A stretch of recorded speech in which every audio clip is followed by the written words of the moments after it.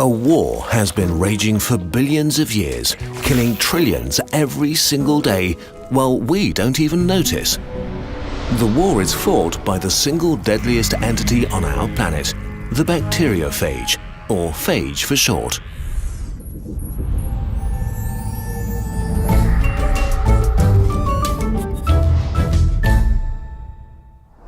A phage is a virus, not quite alive, not quite dead. Also, they look as if someone made them up. Their head is an icosahedron, a sort of dice with 20 faces and 30 edges. It contains the genetic material of the virus and often sits on a long tail that has leg-like fibers. There are more phages on Earth than every other organism combined, including bacteria. And they are probably everywhere living things exist. Billions are on your hands, in your intestines, and your eyelids right now. Which might make you nervous since phages are responsible for the majority of deaths on Earth.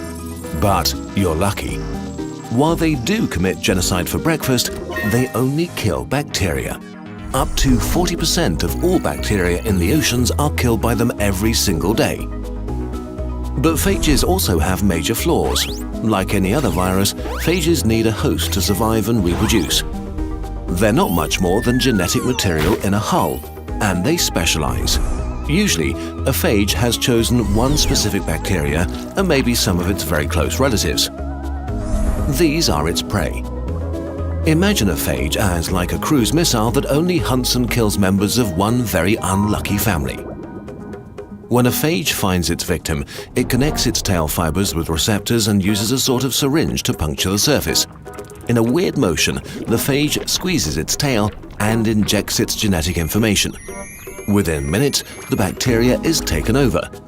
It's now forced to manufacture all the parts of new phages. They only stop when the bacteria is filled up with brand new phages.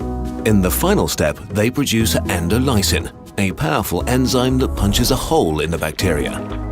The pressure is so high that the bacteria sort of vomits out all of its insides and dies.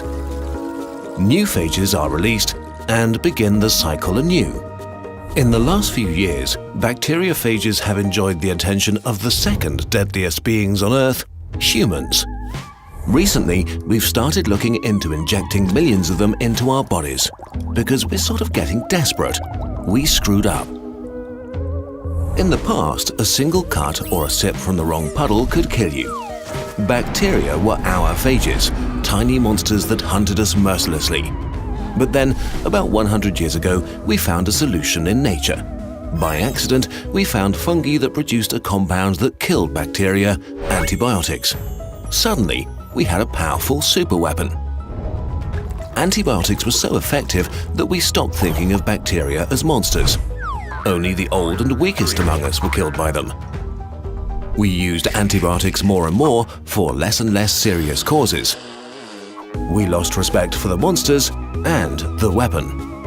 But bacteria are living things that evolve, and one by one, they started to become immune against our weapons.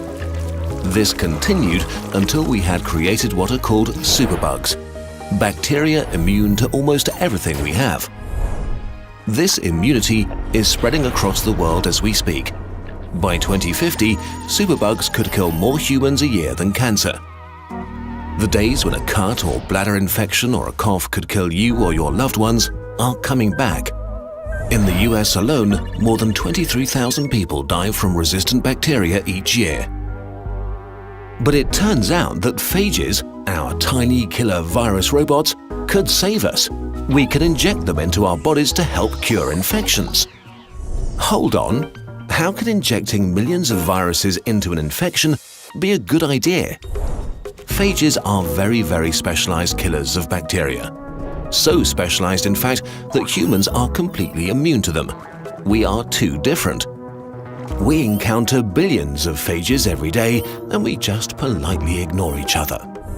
Antibiotics are like carpet bombing, killing everything, even the good bacteria in our intestines that we don't want to harm. Phages are like guided missiles that only attack what they're supposed to. Wait a minute, if we use phages to kill bacteria, won't bacteria develop ways of defending themselves? Well, it's more complex than that. Phages evolve too. There has been an arms race between them and bacteria for billions of years, and so far they're doing great. This makes phages smart weapons that are constantly getting better at killing. But even if bacteria were to become immune against our phage, we still might be able to win. It turns out that in order to become resistant to even just a few species of phages, bacteria have to give up their resistance to antibiotics. We might be able to trap them in a catch-22. This has already been successfully tested with a patient who had no other hope left. The bacteria Pseudomonas aeruginosa, one of the most feared bacteria, infected the man's chest cavity. They are naturally resistant to most antibiotics and can even survive in alcoholic hand gel. After years of suffering, a few thousand phages were directly inserted into his chest cavity together with antibiotics the bacteria were immune to. After a few weeks, the infections had completely disappeared. Unfortunately, this treatment is still experimental, and pharma companies are still reluctant to invest the necessary billions in a treatment that has no official approval yet. But things are finally changing. In 2016, the largest phage clinical trial to date began, and phages are getting more and more attention. And we better get used to it, because the era in which antibiotics have been our superweapon is drawing to a close. It might be a weird concept, but injecting the deadliest being on planet Earth directly into our bodies could save millions of lives. This video was made possible by a grant from the Bill & Melinda Gates Foundation. If you'd like to support Kurzgesagt, you can do so on patreon.com/Kurzgesagt and get fancy things in return.